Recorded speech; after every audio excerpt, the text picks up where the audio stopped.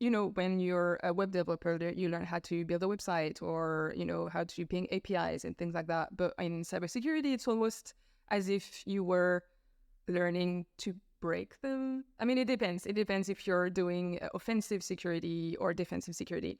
But you learn more about networks. You learn more about, you get certifications like Network Plus or Security Plus, and you understand how to set up your own network. You even learn about cables. Hello and welcome back to Software Engineering Daily. My name is Mike Bifulco. I am one of the co-hosts of Software Engineering Daily. I'm also CTO of a company called Craftwork based in Charlotte, North Carolina. And I am sitting down today to talk with not only one of my favorite people in the world, but also someone who I'm lucky to call a friend and a former coworker, Charlie Gerard, who is a software developer extraordinaire and just like a genuinely good person who I haven't had a chance to catch up with in probably a few months was the last time we talked. Charlie, thanks so much for joining the day. How are you doing? Well, thanks for having me. It's a great intro, probably the best intro I've ever had. But yeah, I'm good. At the moment, not working, but on a break, and it's feeling nice. But yeah. Got it. Yeah. So last you and I had really caught up was a few months back. It was after you and I had been working together on the developer relations team at Stripe. I left Stripe last year around November. And we had talked a few months ago, just kind of catching up, generally speaking. But at the time, things were sort of going fast and furious for me and starting to feel like they might be a little up in the air for you, and some life changes were coming your way. So why don't we start there? Why don't you catch me up? What's new with you? First of all, where in the world are you? Where are you talking to me from today? So right now I am in Melbourne, in Australia. So it had been a plan for me to move back here for a while. And I kind of made not last minute decisions, but things were supposed to be another way, and I just moved anyway. So right now I'm in Melbourne. I also left Stripe, and at the moment I'm in between jobs, so I should be starting another job soon-ish, but as I'm not Australian, I'm in the process of waiting for a work visa, so I don't really talk about where I'm supposed to go, because if I don't get a work visa, then I will be doing something else. Sure. But at the moment, I'm on a break, and it's been nice. I feel like I needed a break anyway. I've been thinking about taking a break for a while, but usually when you're on a work visa, you can't really have the kind of extended break that I was looking for. And I've been enjoying, looking back at some projects that I built in the past and coming up with new ideas. So I've still been busy, but just not working for somebody. Yeah, I got it. Okay. Well, I feel like you always find ways to stay busy for sure. And I will knock on wood over here in a audio recording safe way for you that I hope things go well with work visas and all that. You have, of course, also been on this podcast before on Software Engineering Daily, I think around a year and change ago, to talk about machine learning and a book you had written at the time, which, obviously that's a call for a plug as well. You wrote a book called Practical Machine Learning in JavaScript. What's the pitch for that? Why would someone be interested in machine learning in JavaScript to start? Yeah, so I wrote that in 2020, so things have changed, and it's not directly related to the current AI hype, but it was my way to teach people how to do machine learning in JavaScript, so it's more targeted towards front-end developers and for people who might not have any background in machine learning at all, and it's like an introduction to understand how it works and what you can do with it, especially in the browser, to give a chance to people to explore that topic while still using a language that they already know, so they don't have to learn everything from scratch. And then if people want, they can dive a little bit deeper, but it's mainly using TensorFlow.js. So not related to ChatGPT or anything, but I feel like actually I realized that because I wrote that book and because I had been doing quite a few machine learning projects at the time, it made me understand a bit more how ChatGPT work, and that's why, with the whole hype, I didn't really buy into it, because when you understand a bit more how things work, it's a little bit less magical, and you can understand why maybe it's not ready yet to really build, it's not going to take over the world the way that maybe some people talk about. And I feel like learning more about these topics allow you to have a critical thinking mindset when it comes to things like that. So Yeah, I haven't actually done machine learning stuff in a while, but Got it. but I mean, I've been looking at the new, AI things with the new tools. But again, it's like I've been able, like when you learn about machine learning, then anything that comes after that, any new tool, you're able to understand more quickly what the benefits are and what they're not able to do, and you have like a faster understanding of the tools and the possibilities. Sure.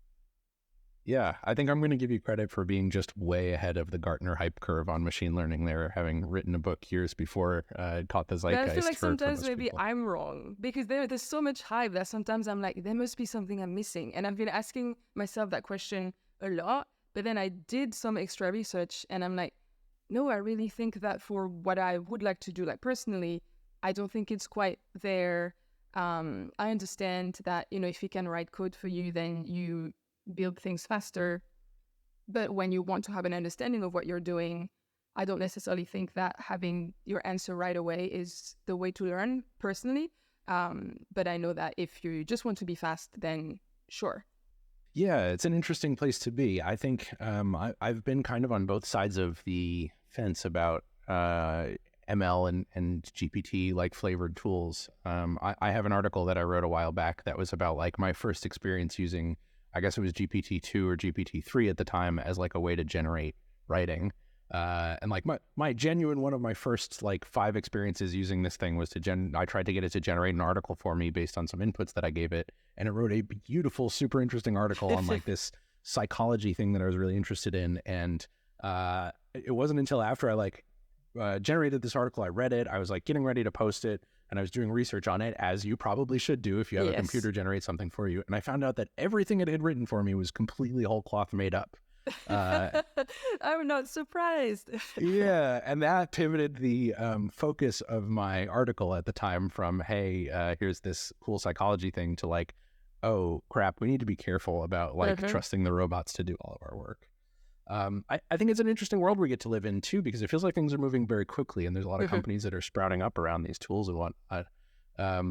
My feeling right now is that we're going through almost like a zeitgeist where everything has to have an ML or machine learning or AI like spin on it. And what I have mixed feelings on is whether there's really a moat around these companies that have built themselves on top of like Copilot for X. How do you defend your thing if you're just wrapping around ChatGPT?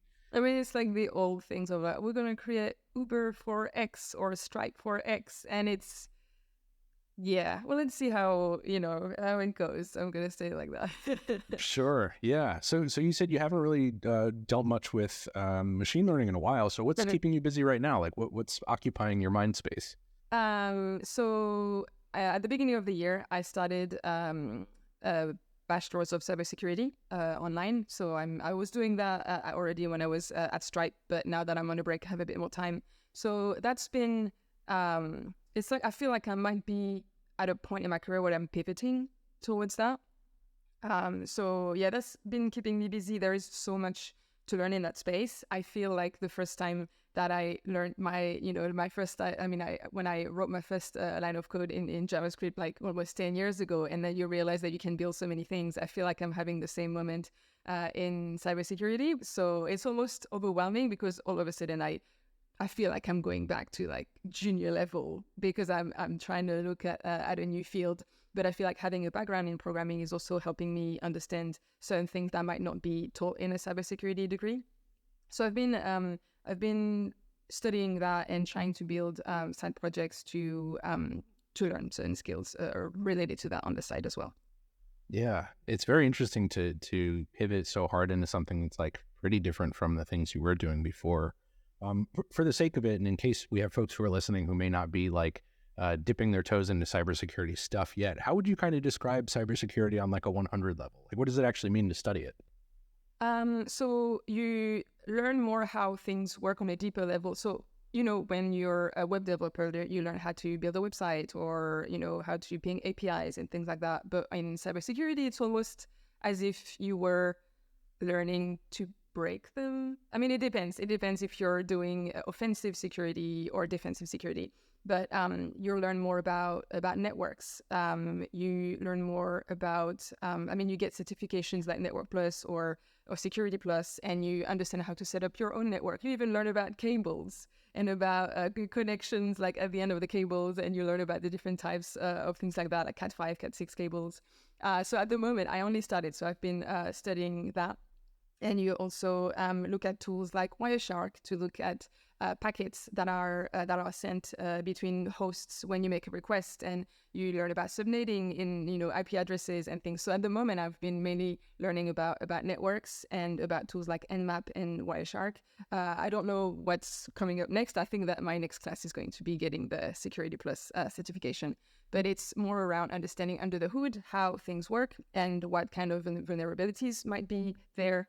So that then you can protect a system. So it's almost my way of like diving deeper into technology in a way that when you're a web developer, you might not really get to do, because you usually we've already built tools that make it relatively easy to like build a web page, and sometimes you might get a bug that allows you to dive deeper into what might be going on. But on the security side, it's more creating robust, almost like a platform that you can then build things on top of. So yeah, that's a fantastic description of computer security, and I have maybe a 100 level understanding of computer security things.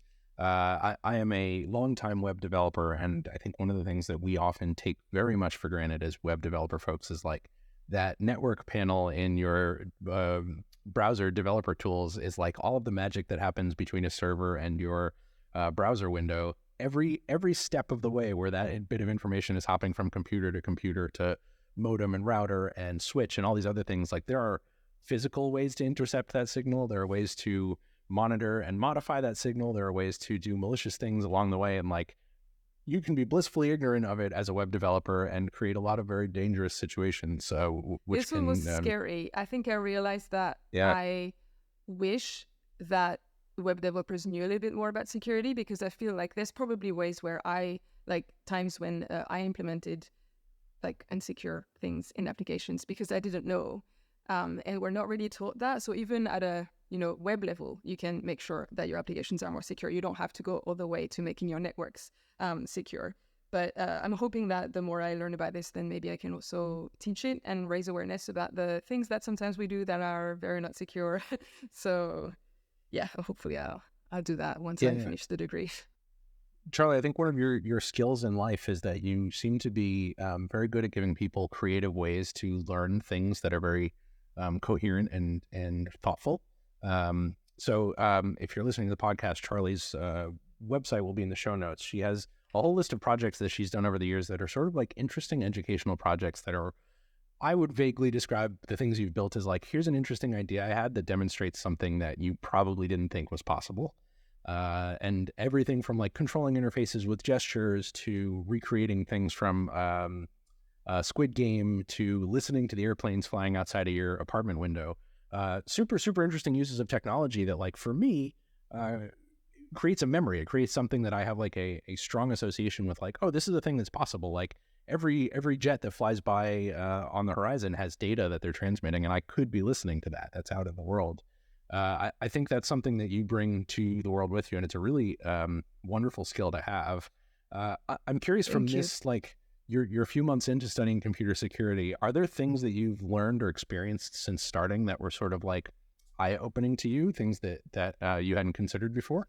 Yes, and so it was mainly when I might be when I was doing a capture the flag competition, where it's a competition where you spend the weekend. There's challenges that cover different areas of cybersecurity, and you're trying to find vulnerabilities in systems. And there was one where it was about using Wireshark to analyze packets. So there was a packet capture, and you were looking at it, and I didn't realize how, if you were using WEP for your internet, so if it's not really secure, then you can really intercept like things in them. You can really see some of the things, like a password. Like if somebody logs into the Wi-Fi, it's not really protected. You can really easily intercept the password and connect to their Wi-Fi, or even as a web developer.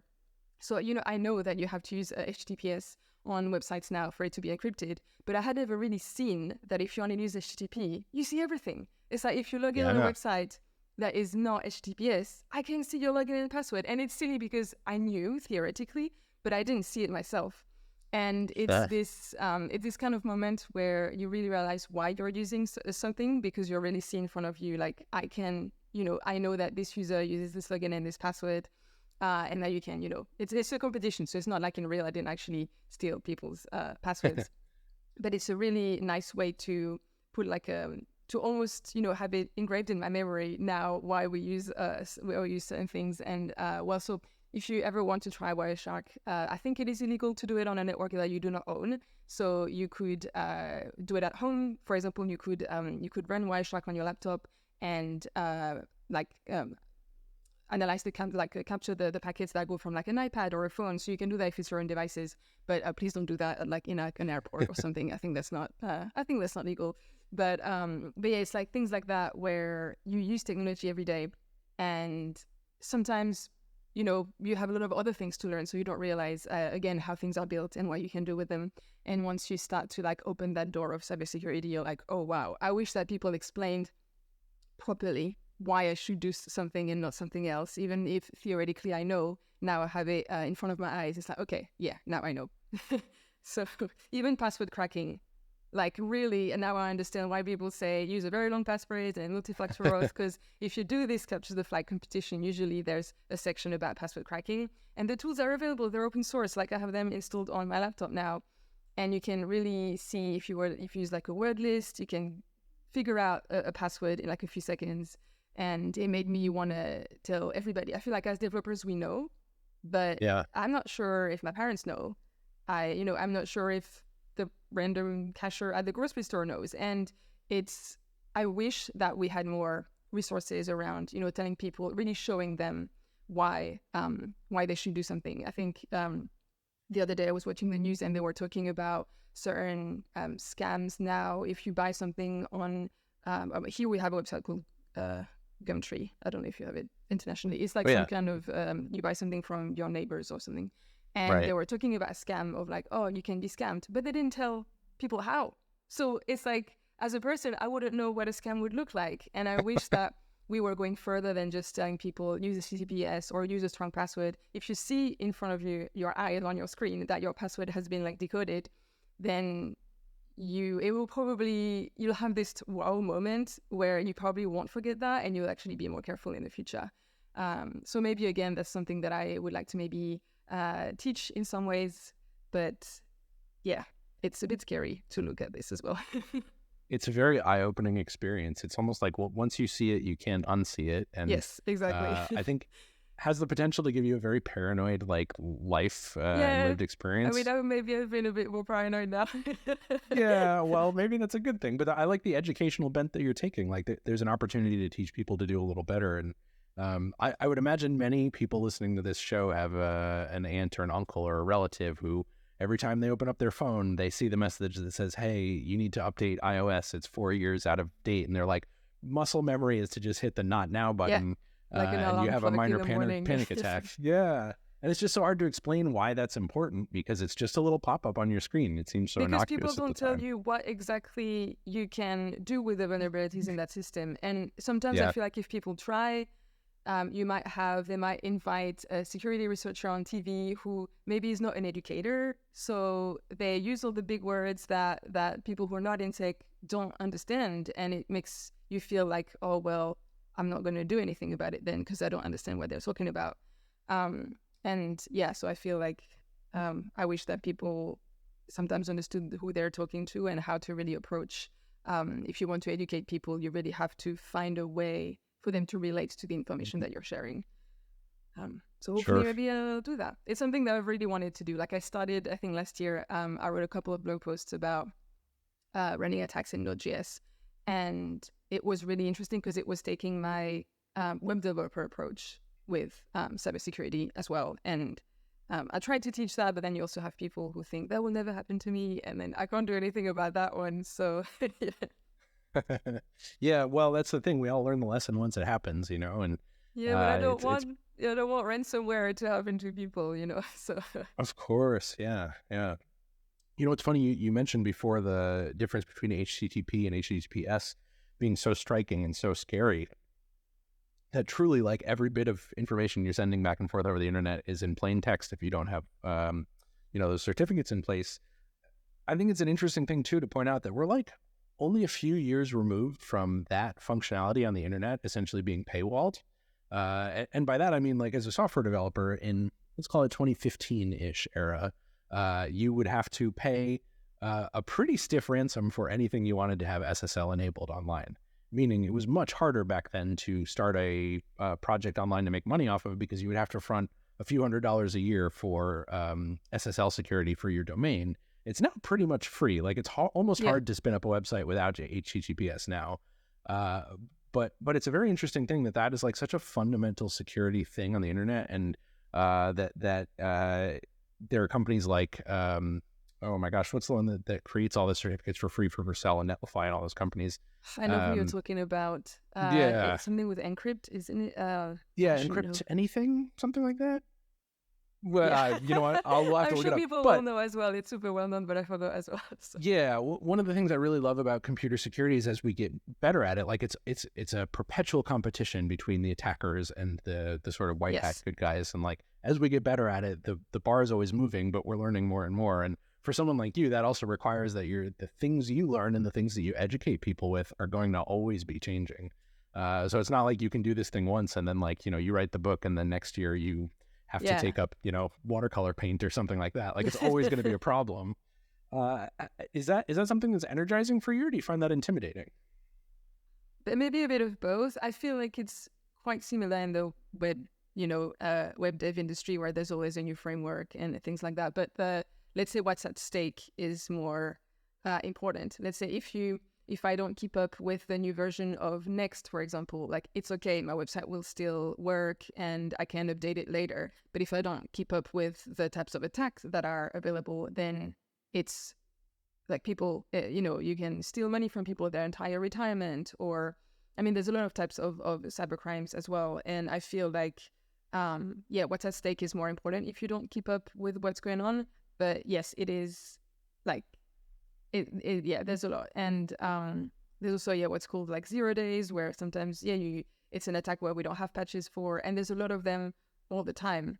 So there's definitely a lot, and I'm only just starting. So I'm excited to learn more, but I feel like it might end up being exhausting, just the way that people have JavaScript fatigue. Maybe I'll have cybersecurity fatigue. But I feel like you also can't afford to have cybersecurity fatigue, because if you're here to protect people, you can't just be like, no, I'm tired now. I mean, I feel like it's not the right thing to do.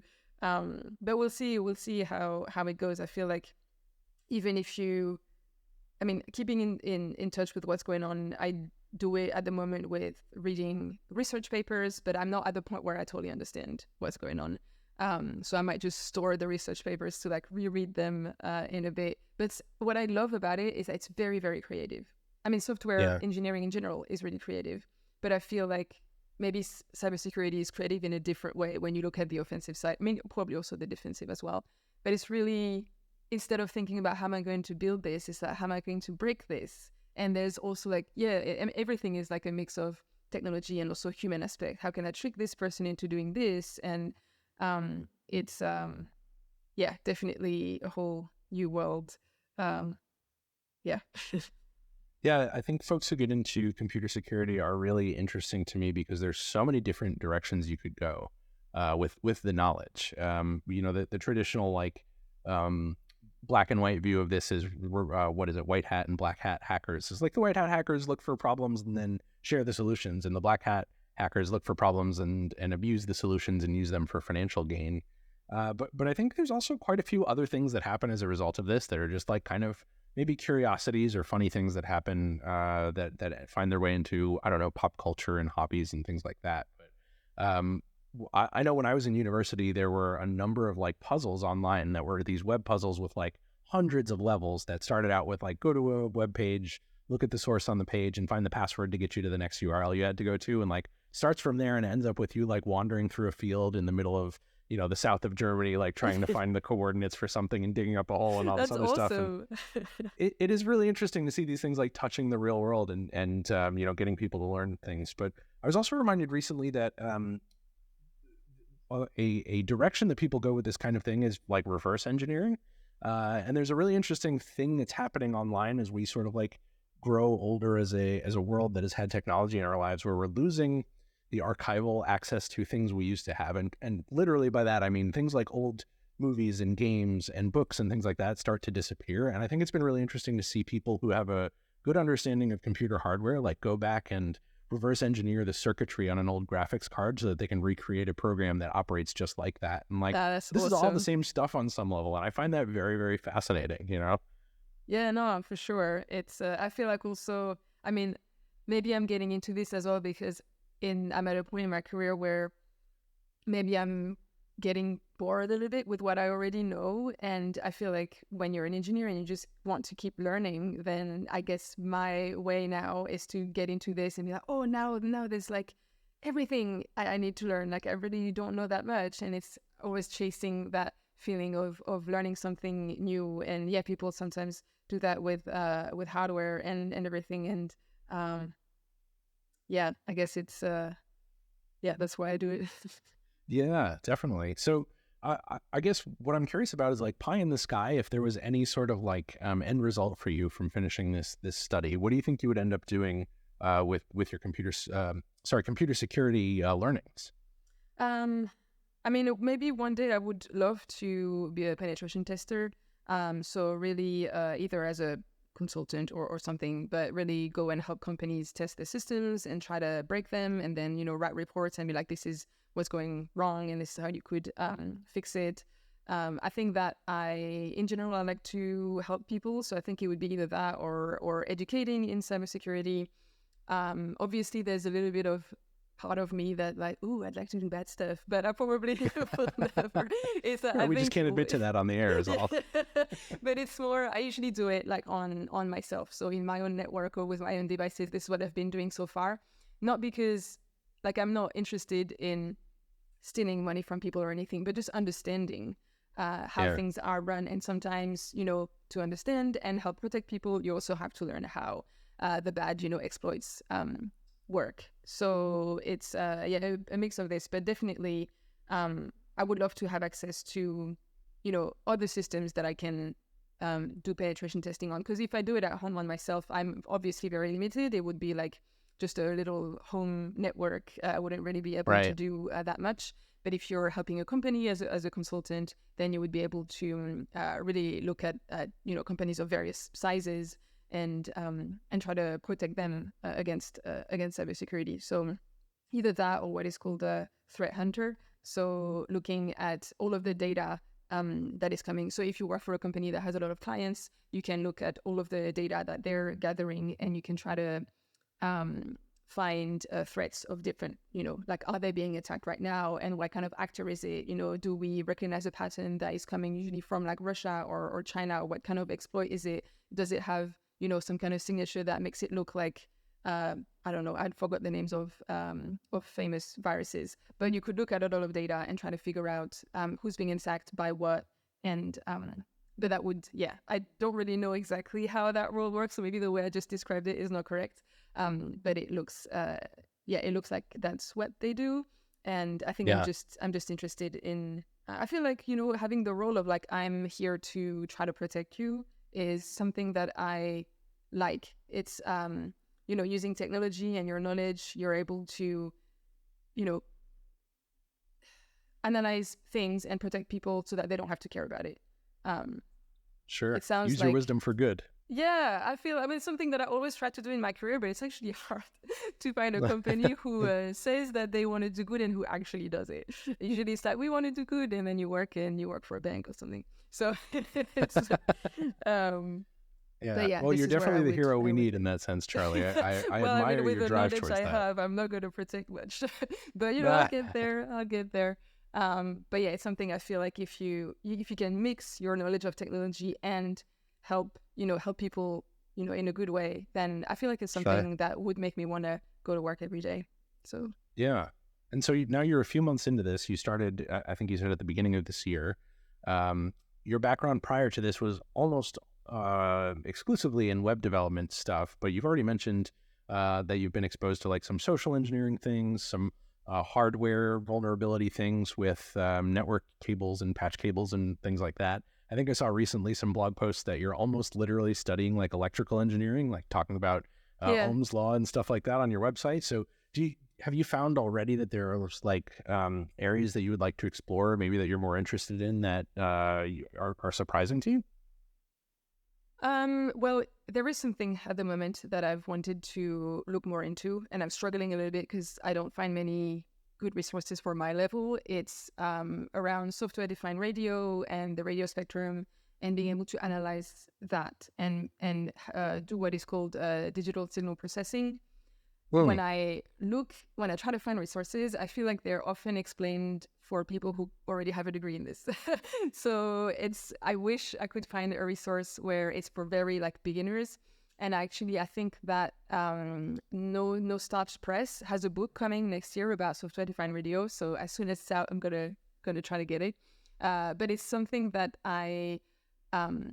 I've been getting into when I did my project about like tracking airplanes, but there's a lot more that you can do. And I feel like I'm blocked because I don't have enough knowledge in this. And it can also relate to cybersecurity because you can do things like replay attacks where you record a signal from a receiver or like a transmitter, and you just replay it to, it can be used to open garage doors or something like that. Sure. But it's something that I have no background in at all, and I've been trying to get into this, so it's been on my backlog for a while. And at the same time, I want to get my amateur radio lessons and be with my little radio in my garden, like have like a call sign and see if there's anybody around Melbourne. But and I feel like maybe studying to get my amateur radio license would help me understand also how this works. And yeah, there's a lot that you can do with this as well, but it's so different because you're really dealing with like radio frequencies and yeah, I don't really know that much about it. I just know that I'm interested, so I'll get there eventually. I think it's one of the fascinating things about the world that surrounds us is that like radio communication and broadcast information through the air is like, we are currently and always surrounded by information flying around and through us, like literally through your body. I mean, it's amazing. We don't think about it, but I'm always, sometimes I put them like, oh, wow. Yeah, it's there and we just don't know about it. I think that's really cool and super interesting. Have you happened to fall down the internet rabbit hole of reading about numbers stations? You know what those are? No. Oh, Charlie, this is gonna be one of those things that I think sends you into a spiral. This is like an old, I think as far back as maybe like World War I spy thing, where like there are these radio stations that exist in the world that just broadcast repeated recordings of someone reading numbers. So it would be like just a random string of numbers, and you'd hear like the same voice saying like 10, 5, 16, 34. And the idea is that these are things that exist as one-way ciphers for people who need to listen to information from their like central sort of wherever intelligence is coming from. So if Charlie the spy was in the middle of the Australian outback and you knew to tap into this station and people wanted to send information to you, they could send you a message and you wouldn't know how to decipher it based on like listening at a certain time of day and listening for a certain start and end sequence. And these are things that you can just listen to. Like they're all over the world. There's great websites that catalog where they all exist. And some of them are like the use of them is known or speculated. Some are literally unknown. Some go silent for years on end and then come back for a few seconds. And it's like, that's so cool. It's, I think it's like in the news recently, they were talking about researchers who found, a signal from space that was repeating in every 20 minutes or so. I don't know if it was minutes. But it's like, you don't know, because if you don't have the right equipment and code, whatever, to listen in, then things happen around you that you have no idea about. It's definitely cool. The case where it's like the more you learn about how the world operates, the more paralyzingly complex everything is, but also like deeply fascinating too. And Yeah, there's a for lot of sure. opportunity to teach people that, if you know just a tiny bit more about how the world around you works, like you can protect yourself from other things and also just maybe be ready for, I don't know, the ambiguity of an ever-changing universe that we seem to be hurtling through anyway, you know? Yeah. So let's pull back a little bit. So you're sort of like in between gigs right now, figuring out the joyousness of citizenship and visas and all that other stuff. Love it. What do you have going on right now apart from your studies? Are you traveling at all? Are you headed to conferences, anything like that? Yes, so I will be at Beyond Telerent in a few weeks. I think it's on the 11th and 12th of September. I think for the end of the year, that's going to be the only conference that I go to. Because again, when you start a new job, I don't want to start and right away be like, I'll be away, bye. But I have a few conferences next year as well. And so that's, in terms of conferences, that will be it. So, if, I don't know when this episode will be out, but if anybody's in Melbourne and want to hang out, then my DMs are open, I guess. Yeah, for sure. Where's the best place to find you online? Poof. I mean, at the moment, it's a bit difficult. I mean, I would say I still sometimes check Twitter. I don't know for how long. I don't really post anymore because at the moment I feel like I don't have much to say. But yeah, my DMs are open on Twitter, so I'm at DevCharlie. But otherwise, I'm also on Mastodon and on Blue Sky. Usually, if DevCharlie is available, then that's me. Yeah. So Gotcha. otherwise my email, you can find it on my GitHub, Charlie Gerard. But yeah. Yeah, well, I'll make sure to drop all of the Charlie links in the show notes so that anywhere where someone might want to find you, they can. Yeah. Actually, I've been trying to learn German as well. So that's like a non-technical thing at all. I was thinking, well, I'll be in Berlin in a few weeks, so maybe I'd love to try to at least order something in German. I've tried in the past, but I think, if you don't practice, then you kind of lose. So I'm going to see how much I can learn by mid-September. Yeah, got it. So how many languages do you speak right now? Well, English, French, and Spanish. I've lost a lot of it, but I can understand. But if I had to have a conversation, it would take me a long time to say the right words and stuff. But sure. And why not throw German on top too? Oh, that's great. Yeah. I love languages as well. It's like programming languages. It's like you learn the syntax and how to use them. What I love is that there's obviously culture that goes into it as well. So sometimes you can't make the same jokes in French as in English because something's just not funny in certain languages. And yeah, there's a lot of context. And I love thinking about that because it tells you a lot about the history of people and a country. And it's just as interesting as programming languages. Sure. Yeah, without a doubt.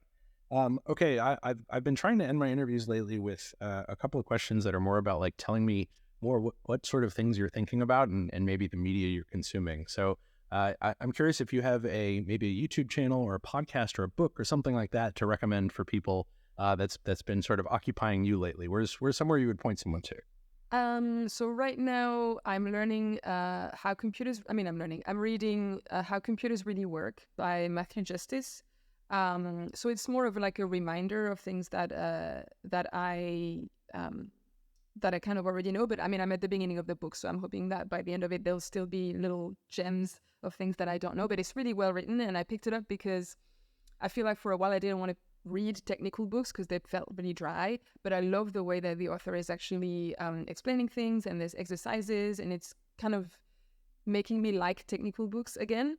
And it makes me feel like I want to buy more of, it's like a no starch press book as well. And I really like what the type of books that they have. It makes me want to pick up other ones. And I'm thinking that maybe learning things with books is probably better. Sometimes I struggle to find tutorials that go in depth enough or that are talking about the topic that I really want to learn. So right now I'm reading this in terms of like technical stuff. Cool. Right on. That's a great recommendation. How Computers Really Work. I'll dig up a link for that as well and drop it in the show notes too. Charlie Gerard, I am so grateful to get to hang out with you and spend some time with you. Please come back and hang out anytime if you want to come and talk about what you're working on, what you're not working on, what's frustrating in the world, whatever it is, we can always catch up. Thanks so much for hanging out today. I appreciate you being a guest. Let's do it again soon. Thanks for having me. Right on. Thank you, Charlie.